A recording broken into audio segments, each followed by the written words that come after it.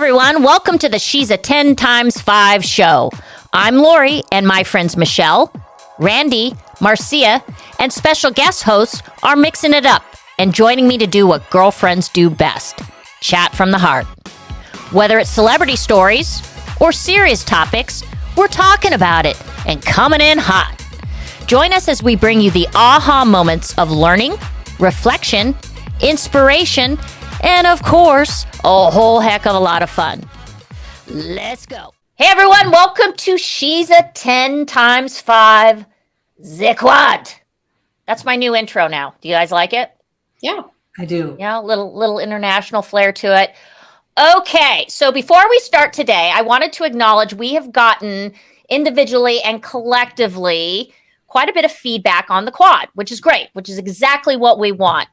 This was something that we did to kind of test out new things and talk about more light topics, heavier topics, off the cuff topics, what's happening type of genres of information. And we call it the quad, and we asked to have a guest in the fourth seat every week because we want to give outside voices and we want the ability to provide a platform for other people to come on and weigh in on certain things that we're talking about. So with that said, we today have one of my very dear friends who is brilliant, who we have talked offline about some of the things we're going to chop up today. And I think she's going to bring a really good perspective. She's highly educated. She's extremely articulate. I'm building you up, babe. Okay. I'm building you up. Build up. She looks like she's in the metaverse. Yeah. Yeah, we couldn't fix that, but that's okay. We have Allison Stratton, who, oh, by the way, is also in Florida. Michelle? Oh, you're in Yeah. Florida. I'm in Palm Beach Gardens, Okay. I'm in where we Tampa. just had a tornado on Saturday. So Okay. Well, weird. you know, why not? Why not? Here we go. Hurricanes, tornadoes, earthquakes, we get it all. Yes. Okay, so I'm going to tee this up today with our more challenging and probably the topic that has the most gravitas. And it's around the Dylan Mulvaney issue. And we're going to talk about it a little bit today. And then I think we're going to close that chapter on our quad. Okay. I find it was really interesting. She released a response to all the hubbub. And I don't know if you guys saw it, but it was actually very articulate, very, I think, well positioned. I was really impressed with the response. However, okay, this is where I'm really struggling, you guys, and this is where I want you to weigh in, is that I understand, you know, the side of being campy and over the top with a personality, which is why everyone loves to follow Dylan, because she's extremely out there and whimsical and fun. The problem I'm having here is two things. One is that I think when you're going to endorse or be an ambassador for a product line that represents primarily women, or you're representing the female women's voice, I think there should be some creative oversight. Because what we're not acknowledging here is that a lot of women found it to be demeaning, inaccurate, not a great portrayal of a strong-willed woman. Am I right? Well, I think what happened here is they just hit the buzzsaw. And this is why this topic is so interesting for me, because I'm a marketer, but I'm also very heavily involved in politics. So this is just the cross-section, the crosshairs of politics and marketing. And the Republican Party has chosen trans activism to be their wedge cultural issue for this campaign season. And unfortunately, they didn't anticipate the response that they got. If you look at the other products that Dylan has been working on, like Oil of Olay, have you guys seen that commercial? That's been running a ton on TikTok. It's fantastic, and you're not hearing anything about it. But because Bud missed some serious things here about their base, and the fact that the Republicans jumped on it is why we're seeing what we're seeing, this backlash. It's just a perfect storm of a backlash. Yeah. Well, I'm just going to add one thing in there, is that I think what would have been really great with Dylan's response, because again, she is extraordinary articulate, knows who she is by and large in this lane. I would have liked to have an acknowledgement that I think that the way in which the endorsements went didn't go over well with women. I don't care what, like, take politics out of this. I mean, I think that a lot of women looked at this and were like, wow, like that's how we're going to be portrayed. That's not who women are. We're highly intelligent. We're educated. We've worked really, really hard to get a seat at the table. And my lens is while I don't mind moving over for another seat at that metaphorical table, I don't want anyone taking my seat, and I certainly don't want them to demean the seat that I worked really, really hard for. What say you, Randy? Yeah, Randy. Well, Allison, I'm so happy you're on the show. I really am. And I really appreciate getting your point of view because, see, I don't understand whatsoever why you did bring politics into this. As a woman, I that might make you crazy, and I get it. But as a woman, here's what I want to say. I am actually really over talking about Dylan, and here's why. I love Dylan's energy. I think we are all in energy that we bring to the table, and Dylan brings happy, fun, flirty, campy, big fucking energy vibes. So whether or not I agree with these marketers, if anyone is angry at Anheuser-Busch and Procter & Gamble and Nike, we should take our anger out on the companies that hired Dylan, not Dylan. So when you initially brought up, Lori, how do we feel about the response that Dylan had? Here's where I weigh in on it. Because I never did initially, I don't have a problem with Dylan. But here's the thing. It reminded me of Meghan Markle, who knew exactly what she was getting into, goes over, marries a royal, realizes very quickly she's not going to be Kate Middleton, not now and not ever. So she drops a metaphorical bomb on the family, has her hissy fit, moves back to the States, and does nothing but shit talk the royal family. Her husband then writes a book about it, and all they do is complain, we want privacy, we want privacy. And like people finally saw right through that and said enough is enough. Dylan's entire campaign was on transitioning into womanhood from day 1 to day 365. Day 365, because of what happened with Bud Light. And people really didn't understand that campaign either, if we're being honest, right? If you go down the rabbit hole, no beer cans were sold with Dylan's face on it or anything like that. Dylan got that commemorating day 365. And guys, if any of us are Dylan, who the hell isn't going to take these brand deals, right? If well, you're right, Dylan, she's capitalizing and making literally millions right now. Making millions, it's dried up, but and wanted to be famous, Allison, and got famous. So, yeah, I mean, I guess to me, it's like, but now Dylan comes out and says it's day 9,000 of being a human, and that's kind of how I want to be seen. And I kind of feel like you can't unring that bell. You rung it, baby. You rung it. So now, like, that's the lane you wanted. Stay fun, stay campy.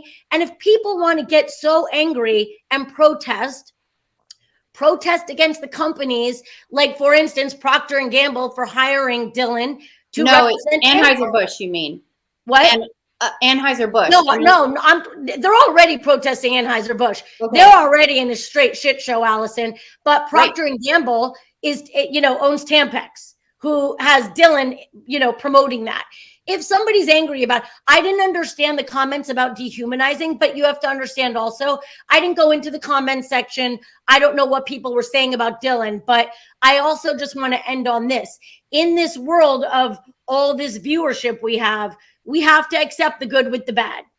And Dylan had to know that, like Meghan Markle had to know that. You have to take the good with the bad. That's the society that we are.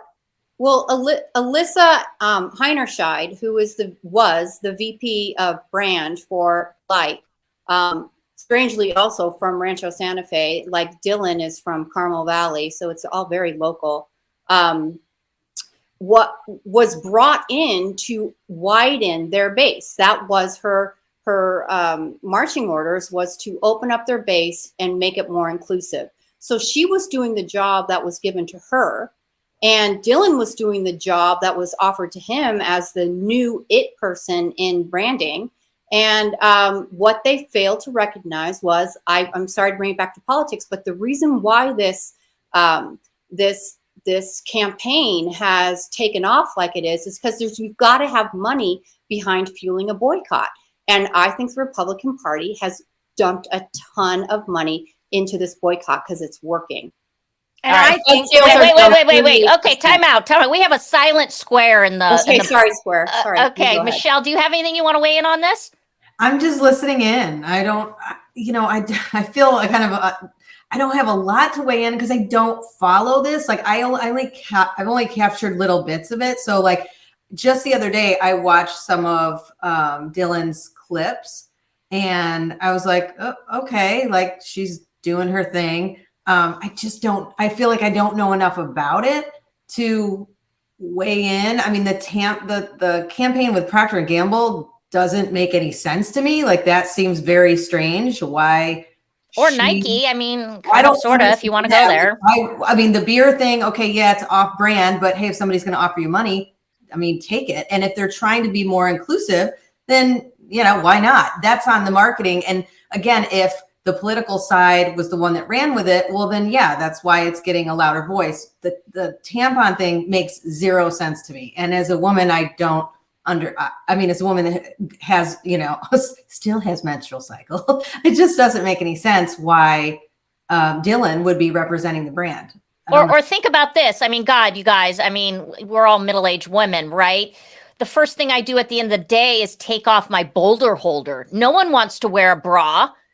But yeah, so why would you want to wear a sports bra when you don't have a reason to wear a sports bra? It's just so, again, not so her forced. fault if they're throwing money at her. Like, yeah, I'm going to be like, yeah, heck yeah. But it doesn't make sense. And I know again, I'm not fully involved in it, but as an outsider, it seems to me that these companies, these larger companies are trying to cater to everyone. Right. That they're really missing the mark from a marketing standpoint. Like that doesn't make any sense. Now, if it's someone that's trans that has breasts, okay, that makes sense. But like, I don't know enough about Dylan, but I don't think that she has gone through that transition. So why is she promoting a sports bra?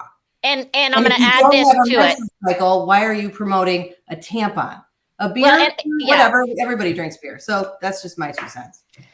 I don't know where I'm really struggling. I'm going to go back to the seat at the table. I mean, you're looking at a early adopting West Point graduate, and it was not easy for women. It's still probably not easy. It's a lot better.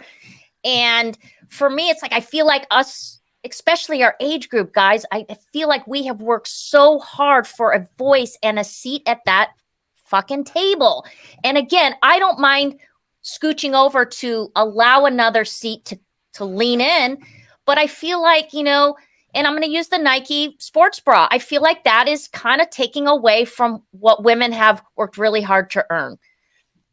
But that message isn't what's fueling the outrage. Unfortunately, what's fueling the outrage is the base of Bud Light I think a lot of things are fueling. Like, I think there's a lot of discussions. I mean, the Bud Light one is probably the most prominent because their stock went in the shitter.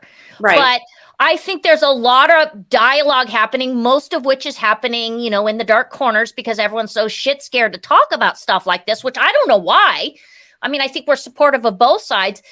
So I just think that I'm going to go with Michelle and I just think we're pulling the trigger very, very fast here on stuff. And, if we're supposed to be sensitive to looking at it from the lens and POV of everyone and being inclusive, then the way it makes me feel as a woman in society should be included in that dialogue as well. And it didn't make me feel good.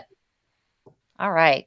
Yeah, I don't. And I am 100% against, I've said this before on past ones, like this all or nothing cancel culture. Like, it's just, the whole thing is just crazy to me. Like, drink a beer. It's all good. Yeah, it's a fucking beer. Come on. I have to say this because it's really bothering me.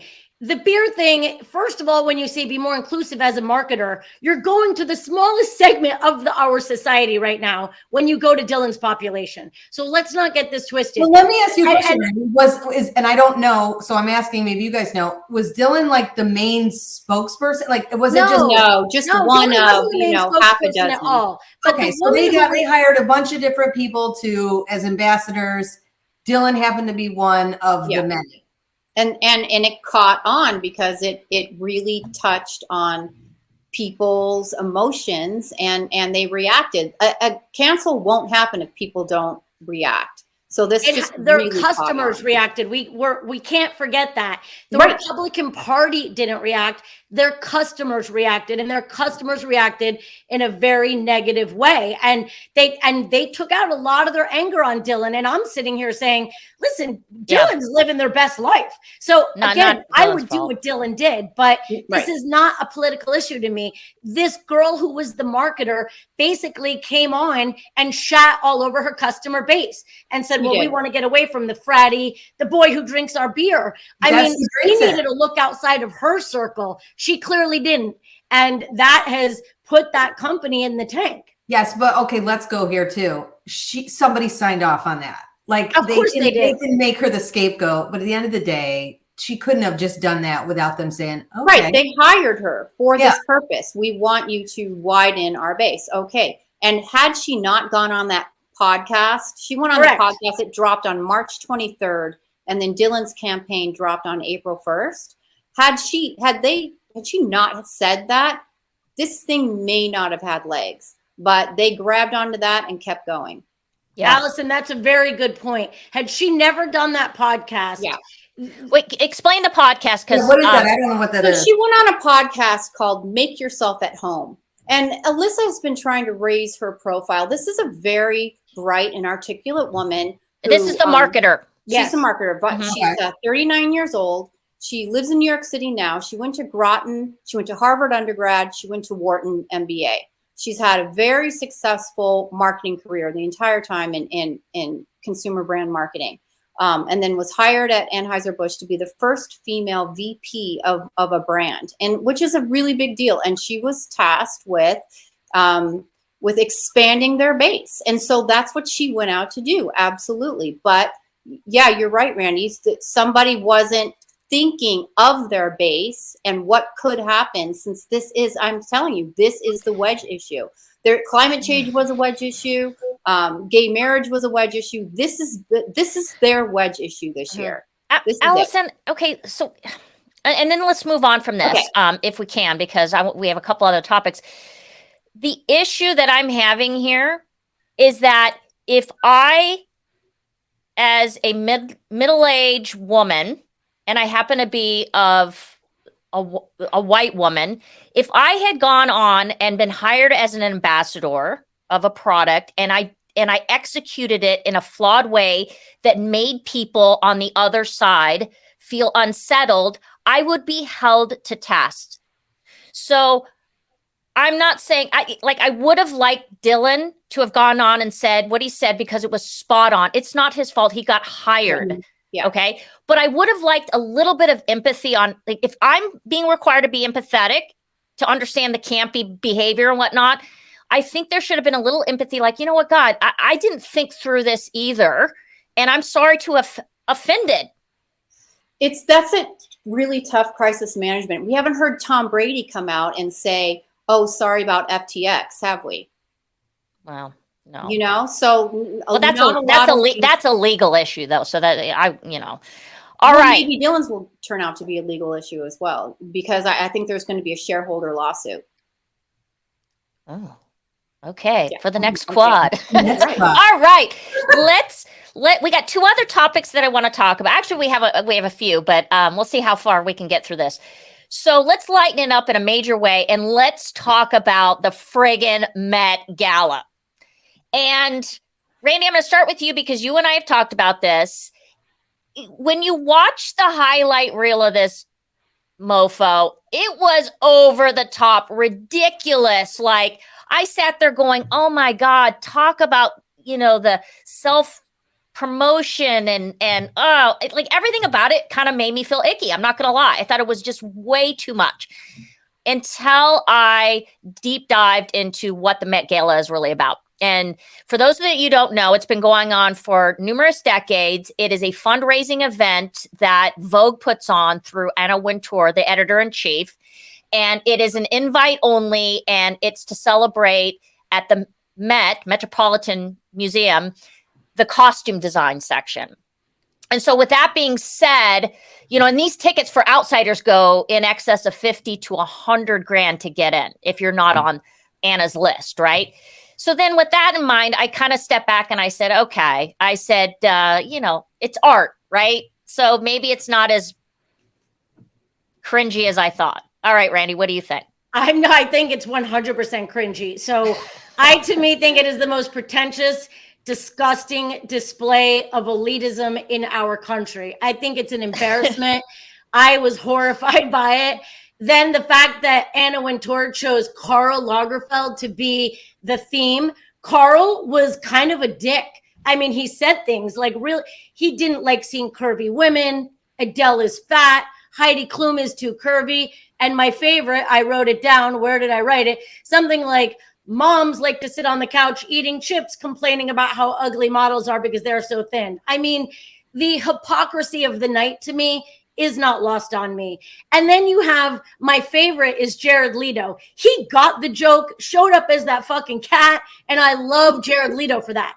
But then you've got Dojo Cat, who comes on and is like answering all of her questions with a meow. I'm like, God, you little Nas X dressed as like an all-silver body paint. That was, it was just a joke. He wasn't even wearing anything, you know. I will say this because my very, very favorite two brands, Chanel and Givenchy, they did it well. If you looked at the gals that you got, like, wow, they dressed elegantly, tastefully, respectfully of what the purpose of the event was. Chanel hit it out of the park. Michelle? Well, I mean, it's okay. So it's art. So, right. That's how it's interpreted. And it's just, yeah, it's over the top. But you know what? If I paid, now I think I read it was like, did you just say it was like 35,000 a ticket or 300,000 a table or something like that? Like, I guess wear whatever you want, you know, make it, I don't know. That's on you, right? It's how you interpret it. You know, celebrity sells. And I mean, I understand this. Obviously I interview celebrities for a living, but I also know that I always really want to be thoughtful in who I want to spend my time with and interview. I think that I don't know, when I look around at some of the people and how what we look up to as celebrity, or so many people do, it's sad to me. I mean, between the Met Gala and the White House Correspondents' Dinner that I saw, that they had Real Housewives and like, you know, Vanderpump Rules, you know, these people that are at these events, and this is supposed to be the White House Correspondents' Dinner. Like, it's just, it makes me shake my head and like, what is going on in this world? Like, these are the people. Like, the one girl brought in the Chick-fil-A with her to the Met Gala. Did you see that? There was like a TikTok clip. I didn't see that one. I think it might have been Doja Cat, or one of them brought in Chick-fil-A in her purse and was sitting down eating. It's just like, what is going on? And I think most Americans really don't care. Like, this is so far removed. They can't even pay their bills. I read something recently where, I don't know if it was 60% of Americans have less than $1,000 in their bank account. Nobody cares about this stuff. It's over the top, but some of it's beautiful. Some of the outfits are beautiful. I mean, I think it's campy, and, you know, I really don't care that much about it. I got many of invites to cover it. People that I want to, you know, do we want to put these people in the magazine? I don't have any interest in that. That doesn't get me excited, but, you know, all right. The people that do. Yes. Yes. Okay, Allison, I want your take on this little twist on it, because I find this fascinating. I find that we really are okay societally and kind of accepted it, you know, that it happens with celebrity, and I'm going to include athletes in that and whatnot, when they are over the top and like their conveyance of wealth. And as Randy said, you know, it comes across sometimes as elitism, right? Why is that okay? But we tend to beat up people that aren't of celebrity or public figure types that do the same. That do the same what? That try and get that drive nice cars, that wear lavish jewelry, that wear a Chanel bag, you know, or some type of amazing shoe. I think we we take exception and we do kind of like sit back and dig our heels in and say that it's overprivilege and elitism. But when an athlete does it, or a celebrity in the public eye does it, it's cool. Well, I think it's a little bit human nature and a little bit anthropological. We want someone to look up to aspire to. We don't want everyone to be ordinary. That's why we have royal families that people set aside, set apart. So this is kind of our royal family event. It's not an award show, so there's no sitting through some long event. It's just basically red carpet. Then they go into dinner and we don't have to see it anymore. So it's kind of the best of both worlds to see how that 1% lives, or 1/10 of 1%. But it's also art, though, and we expect the artists to come out and do something amazing for us to take a look at. So I don't think we want every man everywhere. I think human beings want to see beautiful things and art and what people will do with it when they have the chance. Yeah. Okay. Any dangling chads here on this one? Hanging chads, remember that? I just ate myself. How could I forget? Okay. Bush so I think versus Gore. So I think we had a mixed bag on that one, and I like that we did. I kind of see it both ways. I think Jared Leto for the win. For the win. Yeah. For the win. Yeah. Yeah. Yeah. Let's move on. Okay. The other one we wanted to talk about, because it was last week. We're a football family in the Jabbar household, and so we're leaning in big time on that NFL draft. And day one is, as you know, televised. I think all of it's televised, but everyone's watching the first night because it's the first round. And I want to talk about this because there was some awkward moments there with regards to that poor quarterback coming out of University of Kentucky, Will Levis. And everyone anticipated he'd be at least a top 10 pick, and they kept passing over him over and over. And it was the amount of camera time that poor kid and his family got was really struck me as, why are we so fascinated watching that kind of struggle? Randy? So I have a weird story about that kid in particular, which is very interesting. My husband went to high school with his mother. So I don't know them, but they're very good family friends from this little town in Connecticut. So my husband had said to me, "Oh, Will Levis, that's Beth Kelly's son. He's not in the top 10. He's in the top 5." Yeah. So I text out to a few friends like, "Hey, you guys watch for this kid. I don't know him, but he's going to be a top pick. We're all pulling for him." And I actually counted and saw it today. He was shown 30. So first of all, when you're expected to go that high, you're not only invited to go to the draft, you're invited to be in the green room, which very few people are invited to do. So you're not going to say no to that, right? So there you are in the green room with the camera on your face the entire time. They showed him, they said 37 times, where that was 29 times more than they showed anyone else the entire night. So it's our fascination, Michelle, as fueled by the media. They just love putting that camera in this poor kid's face. And, the fact that he went 4th in terms of quarterbacks, right? Which was technically 33rd in the draft the second night. But it's like I said about Dylan and about Megan and about anyone. We love to build people up. Like they lied to this kid and like, you're going to go in the top. You're going to go in the top. But who really needed him in that very top?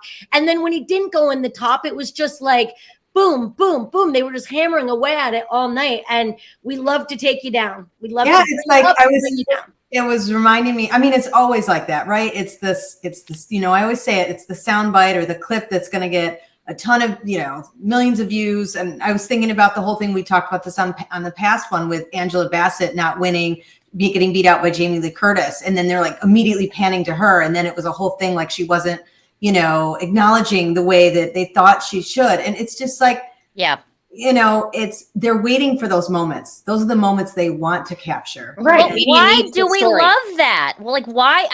To me, it's like, I watch this kid. What is he? All of 21, 22? I don't even know. Why do we love seeing that? It made me feel so uncomfortable. I wanted to look away. Allison, why do you think that we're wired this way? I don't think it's Schadenfreude because nobody had anything that they didn't like about this kid. He was perfectly likable, right? It wasn't like Johnny Football when people didn't want him to succeed. Yeah. So I think this just got caught up in it became the story because of just the situation. And then that's just what the media wants to show you, just the story that's happening. Yeah, I think I have to think most people, I mean, yes, there's going to be a percentage of people that are like, oh, you know, and he probably got trolled online or whatever. But I think the majority of people were feeling for him like, oh, yeah, man, right. tough. I hope so. That's going to fuel his fire. I mean, that's what's great about sports, right? It's only going to push him to be more, I think, more successful. He still got drafted, so yeah, and he's an awesome athlete, and I'm sure he'll go on to do great things. And yeah, I mean that's what fuels the athlete. Well, it didn't hurt that he had really hot sisters and a really smoke show of a girlfriend. Well, I think that was probably more the story. I think that got more attention They than wanted his to show story them. did. Yeah, America Wow. wanted those girls. Remember, all of the quarterbacks' girlfriends are always shown in the Ryan stand. Tannehill's girlfriend, or now wife. Yeah. She was like, "Hey, let me make sure I feel Yeah. good." She was never ready. She knew. America She loves knew. the girlfriends. Oh yeah. Oh yeah. Okay, we're going to talk about one last little thing, and it's not earth-shattering. It's just I just want to know.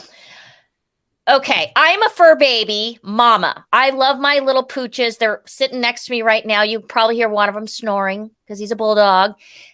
They go everywhere with me. I love them dearly. Almost, worry about them more than I sometimes worry about my kids because they can't talk to me. However, what is up with us bringing our dogs everywhere? And I was at one of my favorite local neighborhood restaurants, and I was inside, and literally 3 different patrons brought their dog in. I don't want a dog in my restaurant. What say you guys? Am I overreacting? Randy? No, I'll jump in with this. I'll jump in with this. I was at work the other day. I work in retail on the weekends, and dogs always come in, and I love dogs. I pick them up, I pat them, I cuddle with them. But the other day, there was like a whole group, a squad of dogs all walked in. So I'm sitting there shooting the breeze with someone, and he's holding his little dog. And when I turn around, one of those other dogs took a humongous leak in our store, and the owner freaking walked away. So I'm thinking that this is a joke. Like, surely you jest that they must be going to ask for paper towels, but they were not. So I have to say in my little headset, guys, I know this is funny, but I'm the one that clean up on this. aisle 5, please. Yeah. Does that mean I have to clean it? And I did. They brought me gloves, and I had to clean some dog owner's dog pee. Like, what is wrong with people?